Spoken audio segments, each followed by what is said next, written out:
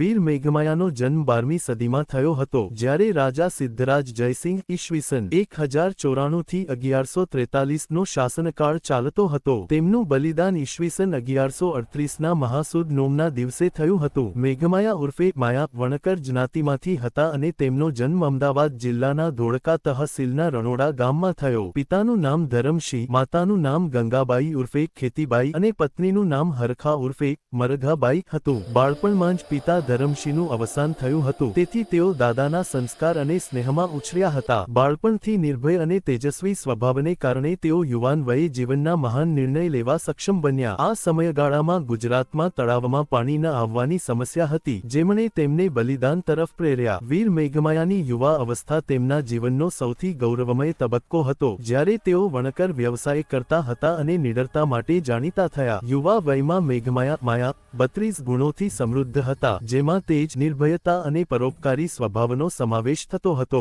જ્યોતિષીઓએ તેમના મુખ પરના તેજને ઓળખીને તેમને યજ્ઞ માટે પસંદ કર્યા. વીર મેઘમાયાના 32 ગુણો તેમના શારીરિક અને માનસિક લક્ષણો હતા, જે ધર્મશાસ્ત્રો અનુસાર યજ્ઞ માટે આદર્શ બલિના નિશાન તરીકે ગણાતા હતા. આ ગુણો મુખ્યત્વે શરીરના 32 ભાગોમાં હતા, જેમ કે નાભી, કપોળ, ગાલ, કાન, નાક, આંખો, હાથ, પગના આંગળીઓ, ગળું વગેરે, જેમાં ખાસ ચિહ્નો અથવા તેજ હતા. જ્યોતિષીઓએ આ લક્ષણોને ઓળખીને તેમને પસંદ કર્યા, કારણ કે આ ધરતી માતાના યજ્ઞ માટે જરૂરી હતા. લોકકથા મુજબ આ 32 લક્ષણોને કારણે સભાએ તેમને 32 લક્ષણો વીર કહીને ગુરુ તરીકે માન્યો અને બલિદાનને મંજૂરી આપી. આ ગુણો વેદ અને પુરાણોમાં વર્ણિત નરબલીના માપદંડો પર આધારિત છે. વીર મેઘમાયાએ રાજા સિદ્ધરાજ જયસિંહને પાટણના સહસ્ત્રલિંગ તળાવમાં પાણી લાવવા માટે બલિદાન આપ્યું હતું. સહસ્ત્રલિંગ તળાવ બન્યો પછી પાણી ન આવતું હોવાથી જસમા ઓળના શાપને કારણે યજ્ઞની જરૂર પડી, જેમાં 32 લક્ષણવાળા પુરુષનું બલિ જોઈતું હતું. જ્યોતિષીઓએ મેઘમાયાને પસંદ કર્યા અને તેઓએ સ્વેચ્છાએ સંમતિ આપી. વીર મેઘમાયાએ બલિદાન સમયે રાજા સિદ્ધરાજ જયસિંહને વણકર સમાજ માટે 32 શરતો મૂકી હતી, જેમાં મુખ્ય શરતો વણકરોને ગામ બહારથી ગામમાં રહેવાની મંજૂરી, અસ્પૃશ્યતા દૂર કરી તેમને સમાન અધિકારો આપવા, ગળામાંથી કુંડળો અને પીઠ પાછળથી ઝાડુ દૂર કરવું, વસ્ત્રો, અનાજ અને અન્ય જરૂરિયાતો માટે છૂટછાટ અને આરામ. બલિદાન સંવત 1152 ઈસવીસન 1138 ના મહાસુદ નોમ શુક્રવાર ના દિવસે પાટણના સહસ્ત્રલિંગ તળાવની વચ્ચલી ટેકરી પર અષ્ટકોણીય વેદી પર થયું. હજારો લોકો હાજર હતા અને શરતો સ્વીકારાયા પછી બલિ આપી તળાવમાં પાણી પ્રગટ થયું. બલિદાન પછી સહસ્ત્રલિંગ તળાવમાં તરત જ પાણી પ્રગટ થયું અને પાટણ શહેરને પાણીની તંગીથી મુક્તિ મળી. રાજા સિદ્ધરાજે તળાવ વચ્ચલી ટેકરી પર વીર મેઘમાયાનું સ્મારક બનાવ્યું, જે આજે પણ પાટણમાં છે. તેમની શરતો પાળવામાં આવી અને વણકર સમાજને સમાન અધિકારો મળ્યા. આ ઘટના ગુજરાતી લોકસાહિત્યમાં અમર થઈ, જેમાં તેમને જનકલ્યાણકારી તરીકે યાદ કરવામાં આવે છે.